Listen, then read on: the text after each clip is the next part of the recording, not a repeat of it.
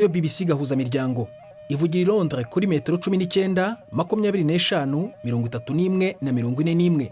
Ivugira ku mirongo ya FM mu karere k'ibiyaga bigari no kuri interineti kuri bbcgahuza.com.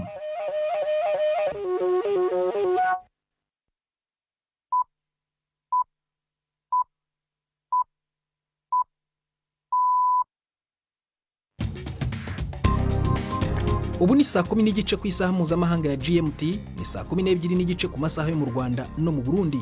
Muri studio muri kumwe na Prudence Ngiyumva. Mwiriweho uteze amatwi BBC Gahuzamiryango aho uri hose ku isi, ikaze kuri radio, kuri Facebook live ndetse no ku mirongo migufi ya shortwave. Dore ingingo z'ingenzi amakuru turambura mu kanya kuri wa mbere tariki ya 9 z'ukwa gatatu 2020. Abategetsi muri Sudani batangije iperereza rigamije kumenya icyateye igerageza ryo kwica minisitiri w'intebe Abdallah Hamdok mu gitondo cyo kuri uyu wa mbere. Mu Rwanda umuhanzi w'indirimbo zihimbaza Imana aravuga ko yahombye miliyoni 30 z'amafaranga y'amanyarwanda mu mpera z'icyumweru nyuma y'uko ibikorwa bye by'igitaramo cy'indirimbo yari yateguye byahagaritswe n'ubutegetsi byagitaraganya, ariko na n'ubu ngo arakibaza impamvu yabiteye. Ejo habaye imipira, ejo habaye ibirori by'umunsi w'abari n'abategarugori, kindi ejo baraseza abantu bagiye mu nsengero zitandukanye, abandi bajya mu masoko, kuki igitaramo cyacu ari cyo gihagaritswe. Mu Rwanda kandi ubutegetsi bwatangaje ko imiryango isaga 1500 igomba kwimurwa mu duce dushobora kuzaharguzwa n'imvura iri imbere ikomeye iteganywa kugwa mu gihugu. Ni bande bazarebwa n'icyo cyemezo? Uhereye hari amazi bahavuze ku Murindi murenge wa Nyarugunga, za Rwampara, hari hirya muri za Kangondo zombi Kibiraro, kugenda tureba amazu specifically ari mu kaga. Ntibibagirwe n'imikino muri aya makuru ayobowe na Mark Niyonkuru.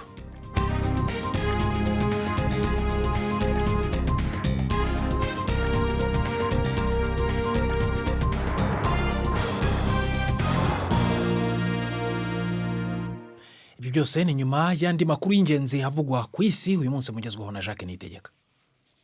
Agaciro ku isoko ry'imigabane muri Amerika Wall Street kimwe no ku masoko mu Burayi kaguye cyane kubera igwa rikabije ry'igiciro cya petroli. Iri soko riri i New York ryabaye rihagaritse mu gihe cy'iminota 15 akazi karyo nyuma yaho agaciro k'imigabane kaguyeho hafi 7%. Agaciro k'isoko ry'imigabane y'ibigo by'ikoranabuhanga Nasdaq kaguyeho 6.9%. Mbere yaho agaciro k'imigabane kari kaguye cyane ku masoko y'imari yo mu Burayi na Aziya bitewe ahanini n'igwa rikabije ry'igiciro cya petroli kigeze kugabanukaho 30%. Byari bikurikiye icyemezo cya Arabia Saudite cyo kongera urugero rwa petroli icuruza no kugabanyiriza igiciro abayigura. Ni inkuru ya Andrew Walker mugezweho na Fenega Kwaya. Impamvu y'ingenzi ya kuno kugwa kw'ibiciro bya petroli ni icyorezo cya corona n'ingaruka z'ingamba zishyirwaho mu kugerageza kugikumira birimo kugira ku bikorwa by'ubucuruzi. Cyatumye petroli igwa ikagabanuka, kandi mu cyumweru gishize itsinda ry'ibihugu bicukura kandi bikagurisha petroli byabiganiriyeho, ariko binanirwa kumvikana ku kuntu byagabanya petroli icukurwa kugira ngo igiciro cyayo kidakomeza kugwa. Arabia Saudite yafashe icyemezo yonyine mu mpera z'iki cyumweru gishize cyo kongera petroli yayo, maze bituma igiciro kigwa cyane. Ibyo nabyo byatumye agaciro k'imigabane kagwa ku masoko mpuzamahanga y'imari. Ariko hari n'izindi mpamvu za kuno kugwa, zirimo ingamba nshyashya zikaze Ubutaliyani bwafashe mu kugerageza gukumira icyorezo cya coronavirus. Agaciro k'imigabane ku isoko rya Milani hari igihe kagabanutseho ibice 10%. Abashinzwe gereza mu Butaliyani baravuga ko imfungwa muri gereza 27 zigaragambije zamagana ibyemezo byashyizweho muri gahunda yo gukumira indwara iterwa n'agakoko gashya ka corona.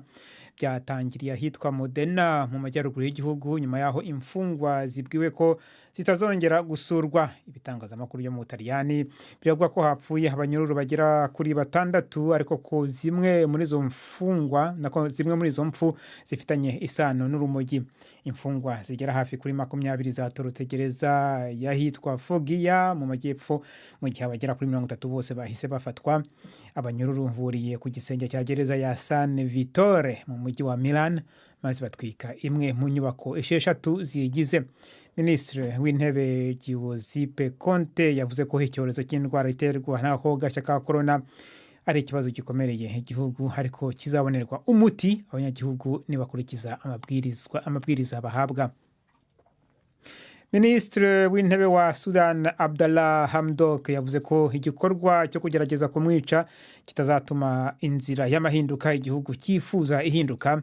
Ibitangazamakuru byo muri Sudani bya leta bivuga ko umurongo w'imodoka zari ziherekeje bwana Hamdok zibasiwe n'ibisasu biturika hamwe n'imbunda zirasa amasasu y'urufaya, kandi amashusho yerekanye imodoka nyinshi zangiritse. Ibiro bya minisitiri w'intebe byavuze ko nta muntu n'umwe wakomeretse. Abdallah Hamdok yagizwe minisitiri w'intebe umwaka ushize nyuma yaho igisirikare kivaniye ku butegetsi perezida Omar al-Bashir. Abanyamakuru bari muri Sudani baravuga ko umwuka utameze neza cyane kubera ko inzibacyuho ya politiki y'umwaka ushize yatumye abantu bamwe bari bakomeye cyane bigizwayo. Muri Afghanistan, Ashraf Ghani yarahiriye gukomeza kuyobora icyo gihugu muri manda ye ya kabiri. Gusa mukeba we Abdullah nawe yirahije nk'umukuru w'igihugu nyuma yo kutemera ibyavuye mu matora aherutse kuba, maze avuga ko yaranzwe n'uburiganya. Amerika imaze igihe igerageza guhuza impande zombi. Ubu bwumvikane buke bubaye mu gihe gikomeye cyane cy'umugambi w'amahoro muri icyo gihugu. Ni inkuru ya Sekunda Kerimani mugezweho na Victoria Wonkunda. Ashraf Ghani na Abdallah barahiriye ahantu hadatandukanye cyane imbere y'abayoboke babo. Abahagarariye ibihugu byabo muri Afghanistan basa nkaho bitabiriye gusa umuhango wa bwana Ghani. Aba bagabo bombi bari bamaze imyaka 6 basangiye ubutegetsi nyuma y'ubwumvikane buke nk'ubu bwaranze amatora yabaye mu myaka yashize. Gusa ubu noneho ibi bibaye mu gihe kitari cyiza. Ni ukubera ko intumwa za leta n'abandi banyapolitike bakomeye bagomba gutangira kugirana ibiganiro n'abatalibani ku munsi w'ejo nyuma y'amasezerano izo ntagondwa zagiranye na Leta Zunze Ubumwe za Amerika mu kwezi gushize. Minisitiri w'intebe wa Israel Benjamin Netanyahu bagombaga gutangira kuburanishwa kuwa kabiri utaha ashinjwa ibyaha bya ruswa n'uburiganya. Yasabye ko urwo rubanza rwakwigizwa inyumaho iminsi 45. Ubu busabe bwe bubaye nyuma yaho bitangajwe ko abamwunganira mu mategeko batahawe inyandiko za ngombwa z'ubushinjacyaha n'izindi zijyanye n'iperereza. Bwana Netanyahu hashinjwa ibyaha bya ruswa, uburiganya no gutatira icyizere cy'abanyagihugu. Ibi byose arabihakana. Ibi bibaye mu gihe arimo kugerageza gushyiraho leta nshya kubera ko yaba we cyangwa se mukeba we Benny Gantz batari babasha kubona ababashyigikira bahagije mu nteko nshinga amategeko ya Israel kugira ngo babe bashyiraho leta ifite ubwiganze. Abategetsi bo muri Zimbabwe ku nshuro ya mbere bategetse ko kwiga ari itegeko kugeza ku myaka 16 y'amavuko. Bigereranywa ko mu duce tumwe tw'igihugu abana barirwa kuri 20% bata ishuri. Ibintu byarushijeho kumera nabi muri kino gihe ubukungu bwifashe nabi cyane kubera ko ababyeyi benshi ikibashishikaje cyane ari uko babona amaramuko. Iri tegeko rishya rivuga ko ari icyaha kwirukana umwana w'umunyeshuri kubera kutishyura amafaranga y'ishuri cyangwa gutwara inda. Ababyeyi nabo bashobora gufungwa baramutse babushije umwana kujya ku ishuri. Urakoze Jacques kuri ayo makuru ya BBC nanjye kuvuga ngo kuri ayo mategeko ya Zimbabwe.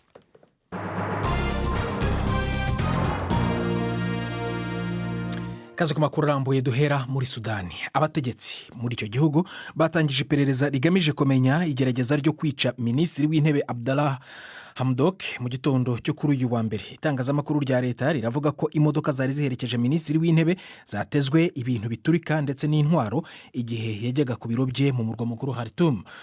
Bwana Hamdok yatangaje ariko ko ngo ari mutaraga. Inkuru ya Ferdinand Omondi murayumva mu ijwi rya Marike niyo nkuru. Amasanamu yo kuri televiziyo y'igihugu yerekanye urukurikirane rw'imodoka zasambaguriwe hafi y'ikiraro bita Kober gihuza uburaruko bw'umurwa mukuru Khartoum n'ibiro bikuru by'umushikiranganji wa mbere biri hagati mu gisagara. Inteko zijeje umutekano ziracungereye aho hantu mu gihe amatohoza ajanye n'ico gitero yatanguye. Umushikiranganji wa mbere yishuye ku rubuga ngurukana mu mirwa wa Twitter aho yivugiye ko akomeye kandi afise amagara meza. Yavuze ko vyashitse uyu munsi bitazobangamira ibikorwa vya leta mfata kibanza ya Sudani. Igihugu ca Sudani kiri mu bibazo by'ubutunzi bikomeye cagumyemwo n'inyuma yo kubogoza ku butegetsi wahoze ari umukuru w'igihugu Omar el-Bashir mu kwezi kwa kane k'umwaka uheze. Abdallah Hamdok niwe arongoye leta vy'imfatakibanza yavuye mu masezerano yo gusangira ubutegetsi hagati y'imigwi y'abasivile n'igisirikare. Ukugwa ko kwicwa kwa Hamdok ni nk'icibutso c'uko umutekano muri Sudani uhindagurika akanya ku kanya. Tujye mu Rwanda aho ikigo gishinzwe iteganyagihe kigabisha ko mu gihugu imvura izakomeza kugwa ari nyinshi cyane kugeza mu kwezi kwa gatanu k'uyu mwaka, ndetse ngo hakaba hari aho izagira ingaruka zikomeye ku nyubako cyane cyane izubatse mu duce dufatwa nk'amanegeka. Umujyi wa Kigali n'uburengerazuba bw'igihugu niho havugwa igipimo cyo hejuru cy'imvura ishobora guhitana n'ubuzima bw'abantu mu gihe hatabayeho kwitegura guhagije. Minisiteri y'ubutegetsi bw'igihugu yatangarije ibi ngibi mu kiganiro n'abanyamakuru ko mu miryango isaga 1500 igomba kwimurwa mu duce dushobora kuzahazwa n'iyi mvura, cyane cyane abatuye hafi y'ibishanga n'ahandi hamanegeka. Inkuru irambuye tubaza umunyamakuru wacu i Kigali Jean Claude Mwambutsa. Mu kiganiro n'abanyamakuru cyatanzwe na Minisitiri w'ubutegetsi bw'igihugu ushinzwe ibikorwa by'ubutabazi ndetse na bamwe mu bayobozi b'ibigo bikomeye, hibanzwe cyane ku mvura nyinshi ikomeje kugwa mu gihugu n'ingaruka igira cyane cyane ku buzima bw'abantu. By'umwihariko ikigo gishinzwe iteganyagihe cyatanze impuruza gisaba abantu gukomeza kwitwararika. Umuyobozi w'ikigo Bwana Aimable Gahigi yavuze ko abantu bagomba kwitegura imvura nyinshi mu mezi abiri ari imbere. Aho umujyi wa Kigali n'akarere ka Gicumbi, Rwamagana, Kayonza na Nyagatare hamwe n'iki gice cy'amajyaruguru nanone n'aka gace ko kwishyamba, muri ukwezi kwa gatatu harani hateganijwe imvura nyinshi ugeranije n'ahandi mu gihugu. Mu Rugaryi umujyi wagize imvura nyinshi, no mu mvura iteganijwe muri ukwezi kwa gatatu naho mu mujyi harimo imvura nyinshi. Ingaruka cyane zishingiye ku kuba mu Rugaryi tutarabonye rya zuba twari tumenyereye. Minisiteri ishinzwe ibikorwa by'ubutabazi ivuga ko iyi nkuru atari nziza, dore ko n'imvura yari isanzwe igwa yari imaze gushegesha igihugu. Mu mezi atatu ashize yonyine abantu 60 barapfuye bazize ingaruka z'imvura nyinshi. Amazu asaga 900 arasenyuka burundu, mu gihe hegitari 2000 z'imyaka zakukumbwe n'amazi. Nubwo imibare ireba igihugu cyose, impungenge nyinshi ziri mu mujyi wa Kigali. Ubuyobozi bw'umujyi wa Kigali buvuga ko imiryango ikabakaba 6,000 yamaze gukurwa mu manegeka, cyane cyane mu duce tw'ibishanga, mu guteganya ingaruka zaturuka kuri iyi mvura yindi iteganywa. Umuyobozi w'umujyi wa Kigali Bwana Prudence Rubingisa avuga ko imiryango isaga 1500 igomba kwimurwa haherewe ku duce avuga ko duteye impungenge kurusha utundi. Uhereye hariya amazi bahavuze hariya ku murindi murenge wa Nyarugunga, za Rwampara, hari hirya muri za Kangondo zombi, Kibiraro, n'ahantu tureba ko harimo risks kugenda tureba amazu specifically ari mu kaga. Kimwe no kuba amaze kwimurwa ku ngufu, ikibazo cy'ingurane gishobora kongera kwigaragaza. Umuyobozi w'umujyi wa Kigali yemera ko hari abazimurwa nyamara bari barahawe ibyangombwa byo kubaka byemewe n'amategeko, gusa akavuga ko aya ari amakosa yabaye, none se aba bategereze kuzashumbushwa.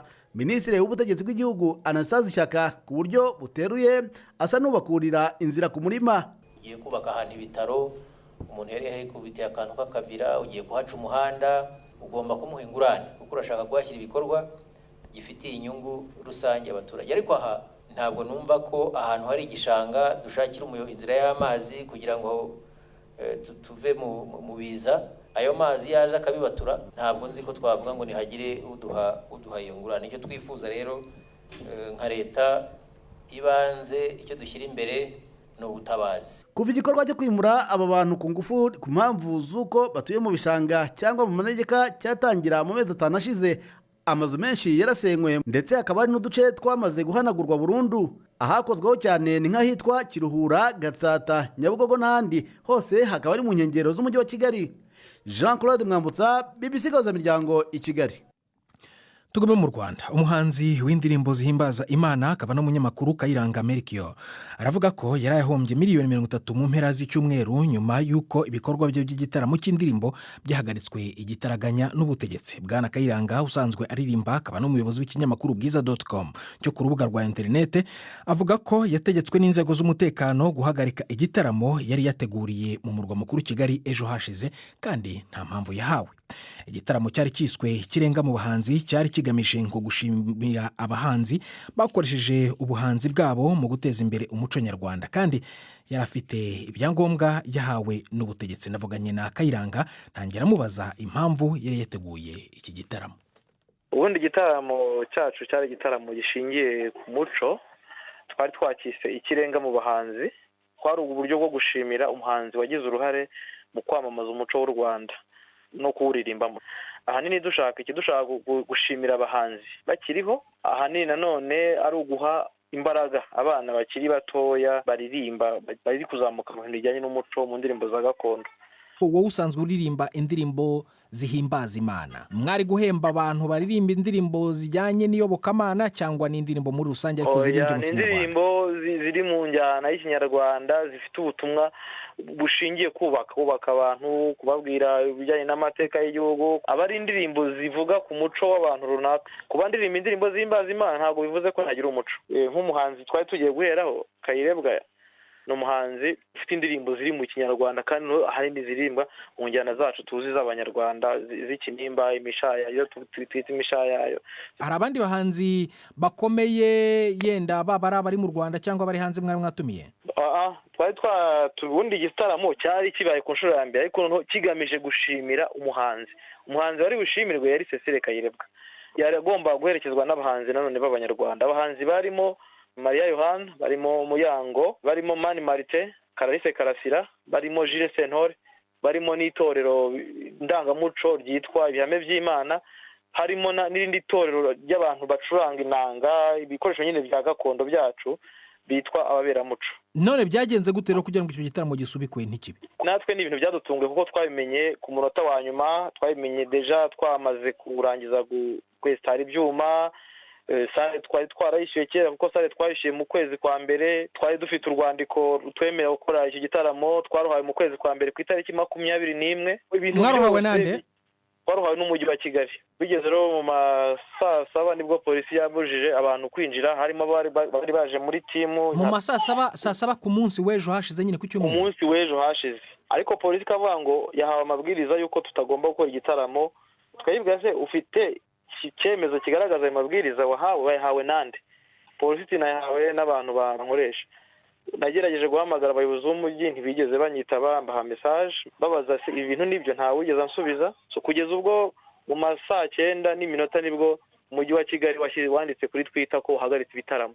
Mu mpamvu bababwiye bahagaritse icyo gitaramo ntabwo bababwiye ko wenda ari ukubera kwirinda icyorezo cya coronavirus? Icyo nawubwira cyo ubutumwa nabonye kuri Twitter nk'uko nawe wabona, ushobora kwibaza impamvu igitaramo cyacu cyahagaritswe kandi ejo habaye imipira, ejo habaye ibirori by'umunsi w'abari n'abategarugori ahantu henshi hatandukanye. Kuki igitaramo cyacu umupira wabaye ku cyumweru, igitaramo cyacu ni ku cyumweru ko hose hajya abantu? Ikindi ejo baraseza abantu bagiye mu nsengero zitandukanye, abandi bajya mu masoko. Kuki igitaramo cyacu ari cyo gihagaritswe? None utekereza ko hari impamvu yihariye baratumye igitaramo cyanyu gisubikwa se? Kugeza ubu ntayo tuzi, ariko turakibaza impamvu byatubayeho. Ubwo igihombo mwagizemo ni ikihe kingana iki? Ubundi igitaramo cyacu cyari gifite budget ya miliyoni 30. Ubwo bivuze ko igihombo dufite kingana na miliyoni 30, none utabariyemo imbaraga twakoresheje kuva mu mezi anashize. Buri wese aho yirukankaga tujya gutumira abantu, tujya kubwira abayobozi, aho manama twakoze. Uvuga ngo muri make twese twaritse akazi. Nakubwiye ngo ngende umunyamakuru, ndi umuyobozi w'igitangazamakuru bwiza.com. Dutegereje nyine ikigomba gukurikiraho, nta kundi nyine numva twabigenza pe. Kayiranga Melchior twavuganaga ari mu murwa mukuru Kigali. Twashatse kumenya icyo ubutegetsi bw'umujyi wa Kigali buvuga kuri iki kibazo, ariko ntabwo turashobora kugira uwo tuvugana. Turacyakomeza kugerageza. Iyi ni BBC Gahuzamiryango, urayumva kandi no kuri Kisoro FM muri Uganda ndetse no kuri bbcgahuza.com. Ugiye kuri Facebook watwumva unatureba, jya kuri Facebook ushakishe BBC Gahuza. Saa moya zirabura iminota 12 mu Rwanda no mu Burundi. Wabuzi akamaro k'amahembe y'inka usibye kuba aranga inka nyine, urabyumva mu kanya.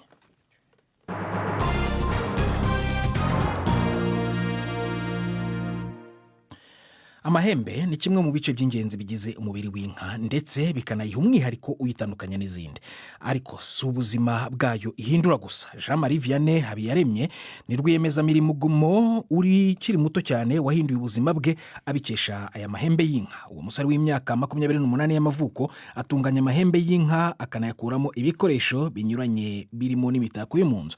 Umunyamakuru wa BBC Yves Bucyana yaramusuye amubaza uko yabitangiye n'uko abigenza, adutegurira inkuru.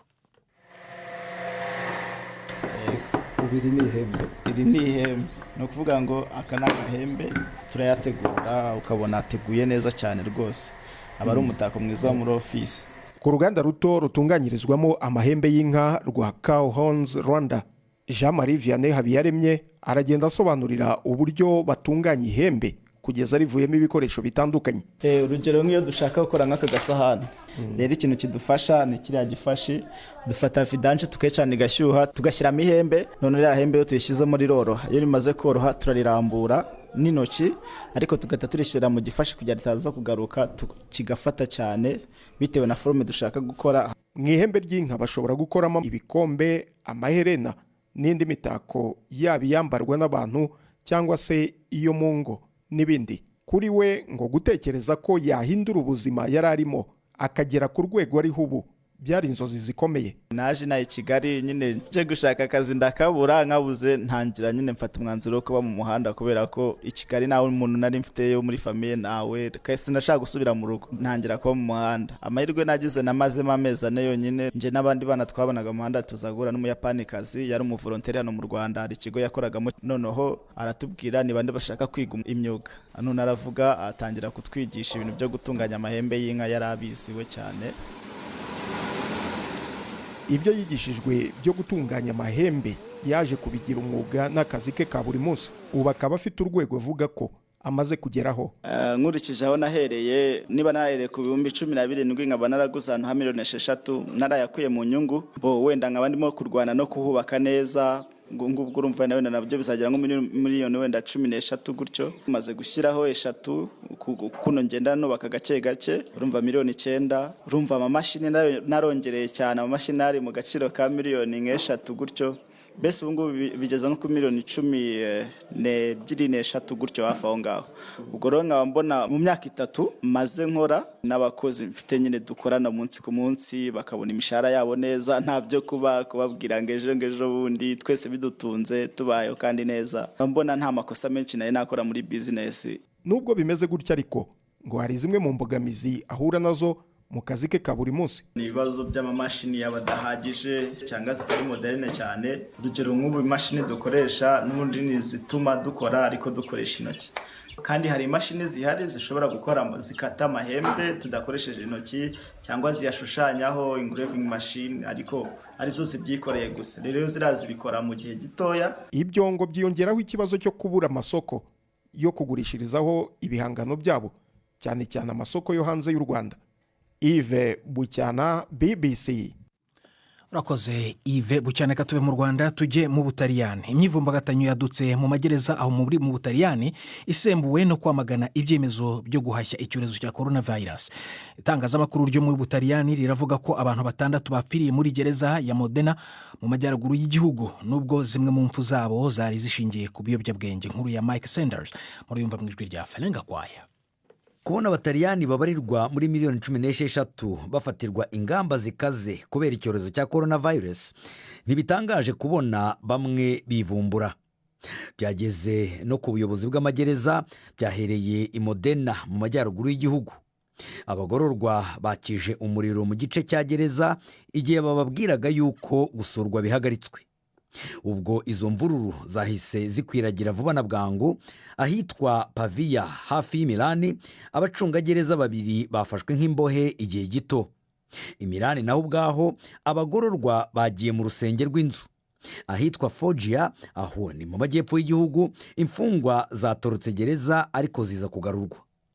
Umukuru w'ishyaka ritsimbaraye ku matwara ya kera Matteo Salvini yavuze ko coronavirus itagomba kuba urwitwazo rwo gufungura imiryango ya gereza.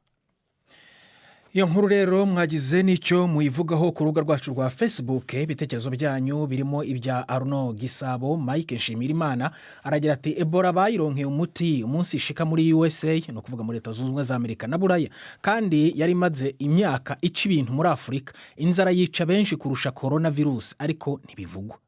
Fiston Dusabe waragira ati ikibazo mfise nukumenya igituma iyo ngwara nubwo harabo ihitana bagapfa kubera iki benshi basohoka ibitaro bakize kandi bavuga ko atamuti wivura uraboneka. Abo bamaze kwikira bavuzwa uwe muti. Jean Petit Kadi Hakizimana haragira ati kwisi hari abahinga benshi mu vy'ubuvuzi, ni gute ico kiza kohongera ubu kitararonderwa urucanco n'urukingo mu kinyarwanda. Naho mu ngeri Zabuloni aragira ati iki cyorezo cyari cyaranditswe ko kizabaho nyuma kikiziza ariko ubutumwa ntabwo busobanutse neza. arashaka kuvuga ko byari byaranditswe muri Bibiliya ko icyo cyorezo kizaba, iki cyorezo ngo kizaba ariko kikizi nibyo byari byaranditswe. Simbizi nimba koko abahanga yenda muri siyanse bemeranya n'uyu nguyu, ariko ni igitekerezo cye. Nawe ushaka kugira ibindi utanga ndetse no kuzina inkuru utarimo kumva hano, ushobora kujya kuri bbc.gahuza.com unyuze kuri Facebook live. Reka noneho twumve ibyo tubahishiye mu ikinamico urunana.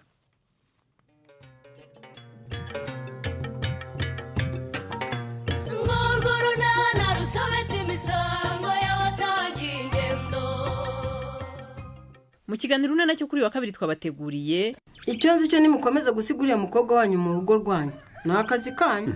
Uhuye mukobwa mama, hari undi mugira se utari Norini? Norini inzu yanyu yayihinduyeho hoteli, mupfa kurenga irembo gusa abagabo bakayinjira. Kwiki? Yego wimukabiriza mukecuru ko Norini dusanga yakoze akazi ke neza se, ubwo byaba bimeze bityo agakora ryari? Icyo mfa namwe mugira icyizere kidashoboka. Oya mukecuru, Norini tumana igihe kirekire rwose turamuzi. Ni 12:45 kuri BBC. Isango n'ejo hano kuri BBC Gahuzamiryango. Reka noneho ariko duhe ijambo Jean Claude Mwambutsa mu mikino. Imikino kuri BBC Gahuzamiryango. Mwiriwe neza nshuti za BBC, duhere ikiganiro cyacu mu mukino wo gusiganwa mu mamodoka mu irushanwa riteganijwe kubera mu majyaruguru y'igihugu mu karere ka Rulindo. Iri rikaba ari ryo rizatangiza umwaka w'imikino. Iri rushanwa riteganijwe kunyura mu duce twa Kinihira, Kinzuzi, Tumba ndetse n'umusozi wa Tare uzasorezwaho. Ni irushanwa riteganijwe ku itariki ya 21 rikazanyura ahareshya na kilometero 259 n'ibice 7. Abategura irushanwa bavuga ko rizitabirwa n'imodoka zivuye mu Rwanda no mu mahanga, ariko uretse Uburundi nta kindi gihugu cyamenyekana kizohereza imodoka. Tukiri mu Rwanda ariko noneho mu mupira w'amaguru, ikipe ya APR FC ikomeje kuyobora urutonde rwa shampiyona ishigaje iminsi 8 ngo isozwe nyuma yo kunyagira Mukura Victory Sport iyisanze ku kibuga cyayo ibitego 4-0. Rayon Sport nayo yagumye ku mwanya wa kabiri n'amanota 47, ishoboye gutsinda Musanze ibitego 2-1. Police FC iracyari ya gatatu, cyakora irasa n'igabanyirije amahirwe yo kuguma mu bahatanira igikombe cy'uyu mwaka nyuma yo gutsindwa na AS Kigali ibitego 2-0. Ku mwanya wa gatatu iracyafite amanota 43. Mu yindi mikino, Kiyovu Sport yatsinze itababariye Heroes ibitego 5-0 igera ku mwanya wa gatanu n'amanota 35.